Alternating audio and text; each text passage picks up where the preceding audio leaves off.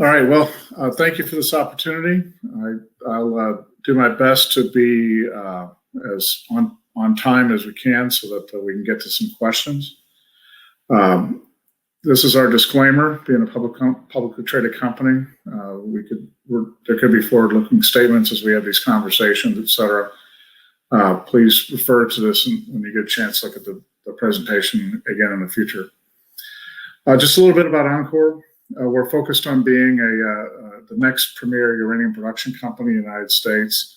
We're focusing on in situ recovery as being our primary production source of uranium deposits, starting in Texas and then also eventually over a period of time exploiting our properties in New Mexico using in situ technology.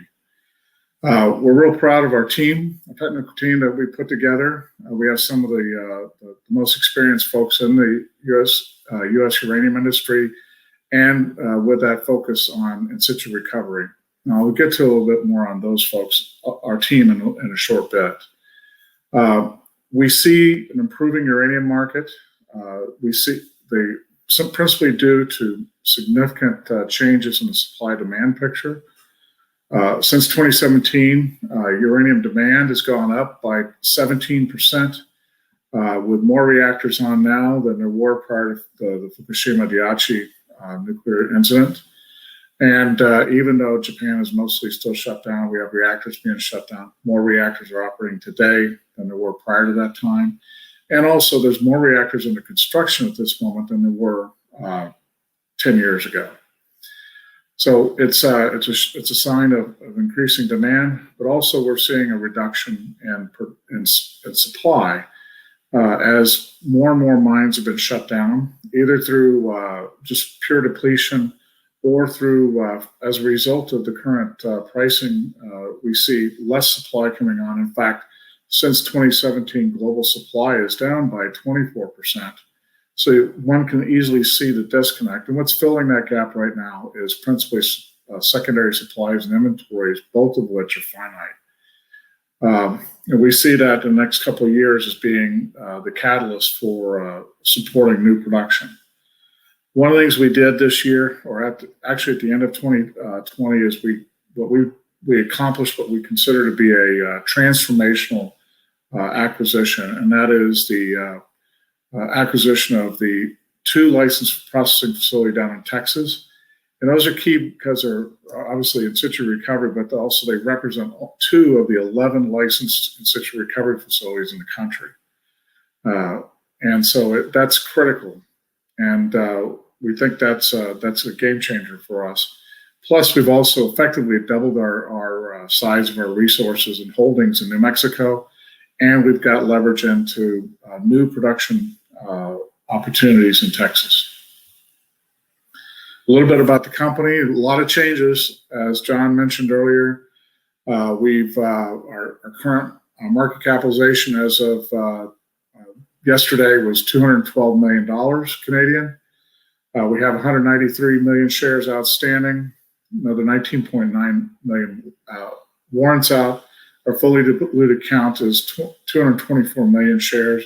Now, we're in the process of completing a private placement, which we originally targeted to have 8 million shares, $8 million Canadian raised at a target level of $1 a share with a half warrant, and we've been able to supersize that to $15 million total, which was pretty exciting with the demand that we saw. It shows the investor confidence in the uranium space.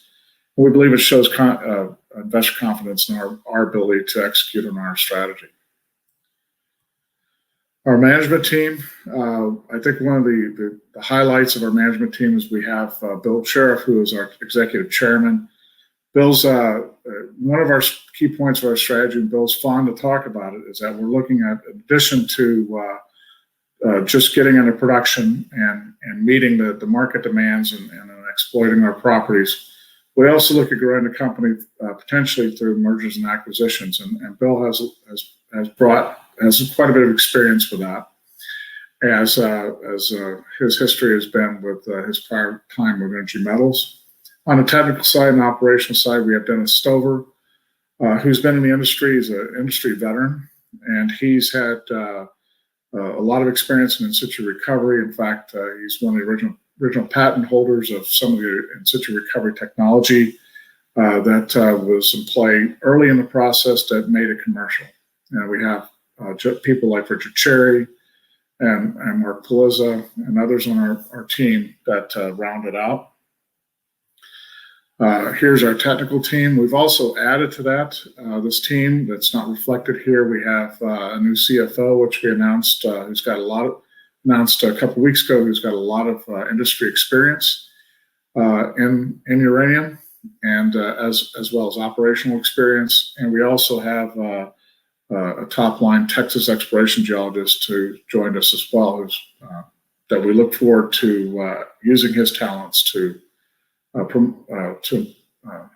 propel us into production. Just a summary of kind of what we have now. We're focusing on the short term, on the immediately on getting ready to get into production.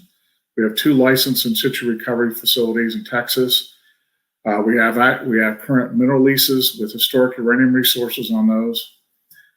We also have the dominant position in New Mexico with over 300,000 acres and significant both 43-101 resources as well as significant historic resources.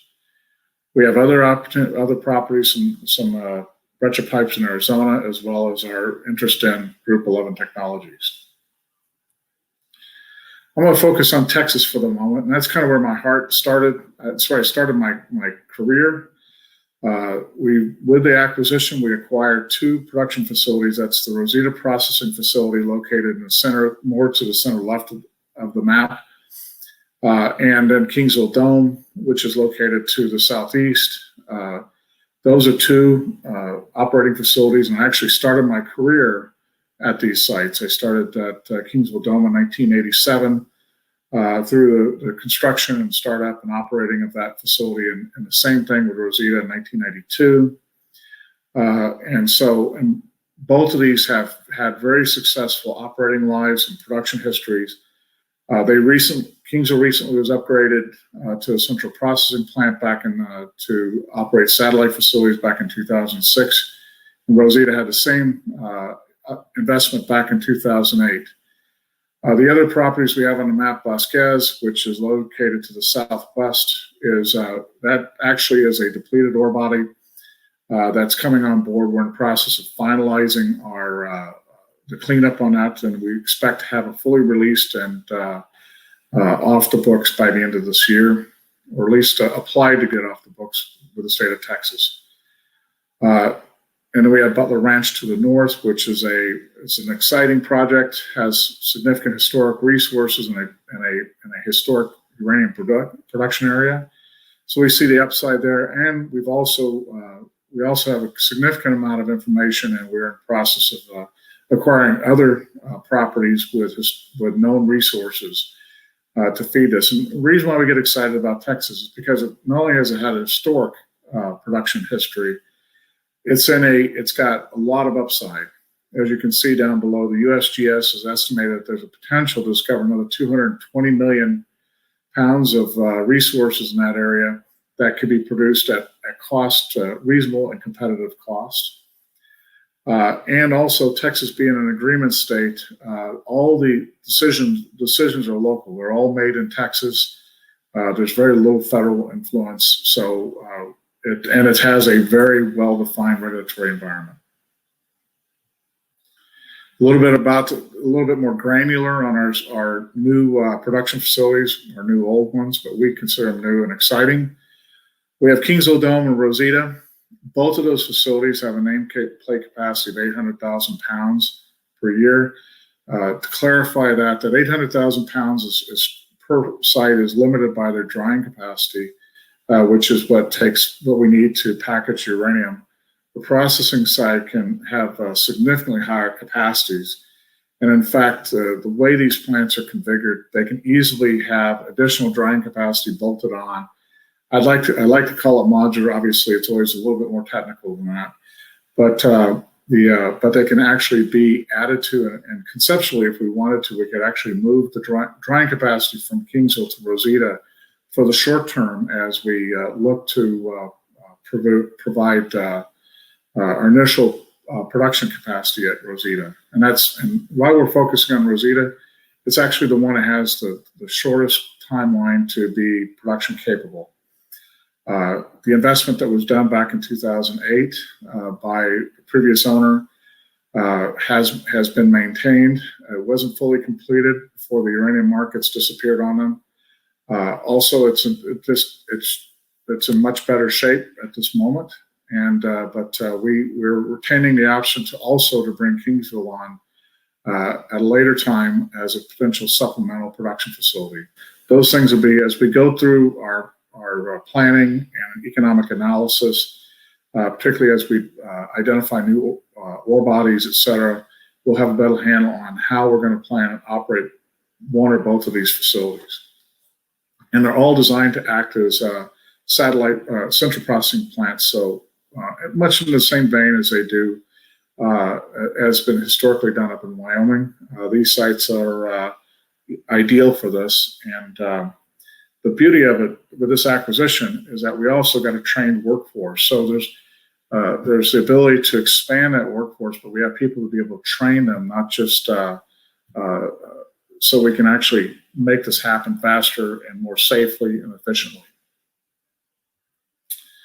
One of the beauties of Texas is that there's a whole lot of unknown that we know about. In addition to the resources we obtained with this acquisition, both at the remaining resources at Rosita, as well as at Butler Ranch, there's other opportunities. We've just acquired a significant database of a former uranium company that had actually licensed facilities and never operated them. So and they've done most of that work is very recent as 2017. So we have a high confidence in it, and we're actually beginning to exploit that. One of the things that Texas brings that you don't see, say, up in the Athabasca, et cetera, is that the geology is quite a bit different. It's a very young sedimentary deposit and you can see from that lower picture with just the cuttings out of one drill hole with changes in colors. It shows that there's a very active geochemical boundary, and as a result, there's two things that are difficult to do. One is to have consistent ability to capture cores, to do assays, and the other is the fact that with this high activity of geochemistry, uranium and radium, which we use as a proxy in our well logging, is not in equilibrium. So we can't just use radium to estimate the uranium content. We have to have a physical content because uranium measurement. And by using what's called prompt fission neutron, we actually have a downhole wireline system to get real-time in situ uranium assays. It's pretty granular on it, but it uses neutrons to actually excite the uranium in the ore body and allows us to get a better estimate of what the uranium content grade is, and allows us to do better resource and as well as wellfield planning. A little bit about we'll go on to New Mexico. We see New Mexico as our future. There's going to be a lot of work we have to do in New Mexico. If anybody's followed the story in New Mexico, one knows that there's a history of production. I believe that over 500 million pounds of uranium was produced in New Mexico, and they expect another 550 million pounds to be available. It's economic at reasonable prices out there, and as a result, we see that as an opportunity. But we're going to have to do some extra homework. New Mexico is not a slam dunk. There's the legacy of the historic uranium mining that go way back even to the Manhattan Project. And a lot of it happened near on the tribal lands, and so we believe we know we're going to have to do some work. There's models for it to execute where we can look at potential tribal private-public opportunities that allow us to to provide some opportunity for the tribe and the workers on the tribe to actually at least have some opportunity to participate in the opportunity there, rather than just just saying we're bringing a bunch of jobs and doing some local public works, et cetera. And it's a long-term investment. The Navajo Nation's already doing that with other opportunities through various tribal corporations, and there's a good model for that as well up in Saskatchewan with respect to Cameco and how they are working with the First Nations. We see that as a good model to apply in New Mexico. So we see New Mexico in the 5 to 10 year window. We're focusing, even though we have significant conventional properties, which we see are very valuable, we're going to focus on in situ recovery because that's what we know. The reason why we're focusing as a company on in situ recovery is because the capital expenditures are relatively low compared to a conventional mine. The licensing and permitting is very well defined, and when we're done, we don't have significant excavations, nor do we have significant tailings impoundments as a result. In fact, when an in situ recovery facility is completed, there's almost no surface impacts left, and the groundwater as well has to be cleaned up to meet background standards. So we see that as something we know how to do. I've done it in my career, and our technical team have a lot of experience of doing that. So we know how to build that into our planning, and so we can execute. And like I said, we see New Mexico as our future. And you can see from the picture, we control a significant portion of the ground there. We have significant resources, and I'll keep flipping here. This is our historic resources as well as our 43-101 resources. And as you can see, they're relatively significant. Some of the more project detail, Crown Butte, Hosta Butte actually Crown Point is actually partially licensed already, and under the Laramide Resources is license. So there's an opportunity there. Once they decide to start moving forward, we'll have an opportunity to work with them on that. We also have a significant conventional property named Juan Tafoya, and the interesting part of this, Juan Tafoya came from the Westwater acquisition. We already had the Marquez, and literally these two projects are one project separated by a fence. So we're right now we're in the process of updating the technical report for this project combined, and hope to have that released soon once it's done. We've got other projects such as Nose Rock, West Largo, Ambrosia Lake Tree Line, which is in the Grants Mineral District. And finally, what I like to call our secret sauce, our data. We have significant databases, and one of our philosophies is we don't believe we have to go out and do any greenfield exploration. We believe that there's already enough known uranium deposits in the country based on that other companies have already done back in the 70s and 80s. We had a lot of oil and gas companies and large mining companies going out and exploring for new uranium deposits and identifying them. It's just a matter of taking the information, putting it together into a strategy, and then acquiring the properties and putting it into production. We believe that we've got a leg up on that, simply because we have such a broad database that brings it all together. And we just added to that recently with this acquisition of additional data that I mentioned earlier. So we see this as an opportunity to expand our reach beyond what we already, and also to strengthen our production profile going forward. As I mentioned, our goal is to become the premier ISR uranium production company in the U.S. We have significant resources. We believe our strength is in our team, and as well as in New Mexico, opportunity gives us a long-term growth plan.